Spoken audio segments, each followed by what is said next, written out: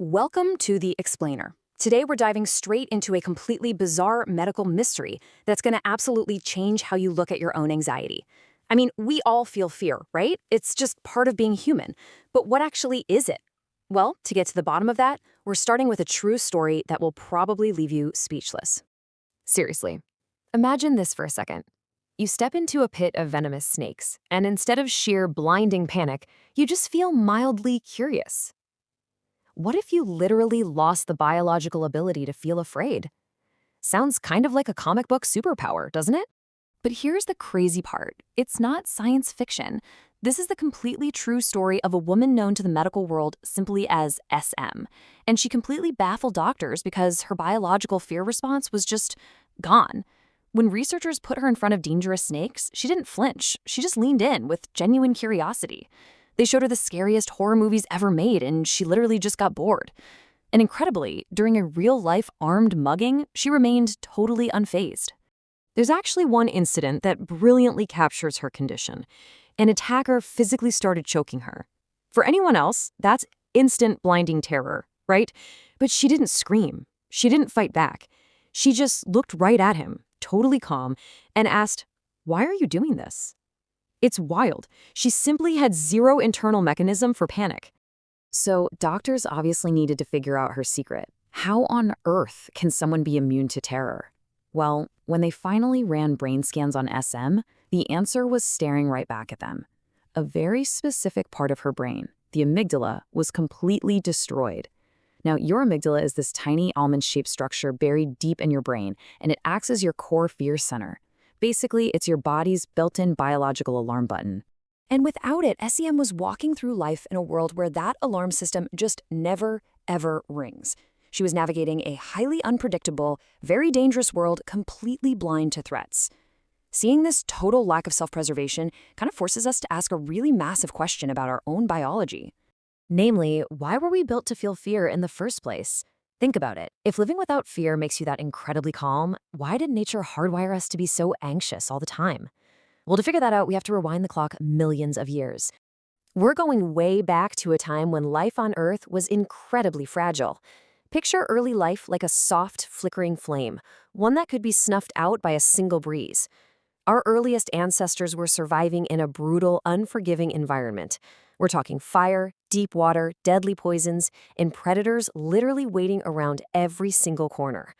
Those early organisms desperately needed a way to detect danger before it was too late. And this completely reframes how we think about our own anxiety today. We almost always look at fear as a personal weakness, right? Like a flaw we're supposed to conquer. But actually, scratch that. It's our oldest, most necessary evolutionary bodyguard. Without this ancient bodyguard constantly scanning the horizon for threats, no early organism would have survived even a single afternoon in that brutal world. It's fascinating to see how the evolution of our bodyguard played out. Millions of years ago, it started with those fragile early organisms. Then, in the prehistoric era, it developed into raw animal instincts. As we moved into ancient history, we started forming human tribes and social groups. And finally, that brings us to the incredibly complex modern society we navigate today. Now, as our brains grew more sophisticated alongside these changing environments, this straightforward, single-purpose alarm system did something unexpected. It actually split. It divided into exactly two distinct colors of fear to handle all the new challenges throwing themselves at us. So we ended up with a massive division in our psychological makeup. On one side, you've got physical terror. This is that raw, urgent, animalistic instinct focused on one thing, keeping your physical body alive during a predator attack. But on the other side, we developed social terror. And this is a much more nuanced, highly complex anxiety that's tied specifically to living in groups and our desperate, desperate need to belong. Let's break down physical terror first. This stuff is hardwired right into our blood and bones. Extreme heights, deep darkness, venomous snakes, spiders, or practically jumping out of your skin at a sudden loud noise. Nobody has to teach a toddler that spiders are creepy. It's inherited biological programming. Our ancient ancestors who didn't naturally fear those specific things, well, they simply became lunch. The anxious ones, the ones who ran away, they survived, and they passed those genes down to us. But social terror, that evolved for a slightly different, though equally life-threatening reason. Back in ancient times, being part of a human tribe was everything. And I mean everything. The tribe meant you had food, you had a safe place to sleep, you had life itself. Being accepted by the group was literally your only ticket to staying alive out in the wilderness. Because of that, being exiled from your tribe was a punishment far worse than a quick death. If you were rejected, mocked, or cast out by your peers, you were suddenly facing the elements and apex predators entirely alone. Make no mistake about it, for an early human, social exile was an absolute, undisputed death sentence. And here's where this connects directly to you, right now, sitting here today. That ancient, primal dread of tribal rejection, it still completely haunts the modern mind. It acts like this old ghost, just wandering around in your head, constantly scanning the room to make sure nobody is about to kick you out of the group. Let's look at how this ghost operates in real life with the public speaking illusion. Step 1, you stand on a stage to give a presentation. Step 2, you start worrying about making a mistake or getting judged by the audience. Step 3, your subconscious triggers the ancient tribal exile death alarm. Seriously, when you feel totally terrified to speak in public, your subconscious mind literally cannot tell the difference between a modern PowerPoint presentation and a deadly tribal banishment. To your primitive brain, missing a bullet point feels exactly as dangerous as being tossed to the wolves. I mean, let's be real for a second. There is no lion in the boardroom. Nobody is going to physically attack you for stumbling over a slide. But your brain? Your brain rings the exact same survival alarm anyway.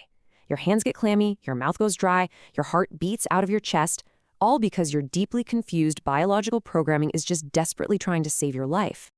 So what does this mean for us today? It means that social phobias, stressing over other people's opinions, and that paralyzing dread of rejection, they're all simply modern masks wearing the face of ancient survival instincts. Every single time you agonize over what people think of you, it's really just your inner bodyguard stepping up, trying to keep you safe inside the tribe so you don't perish in the wild. So here's what I want you to do.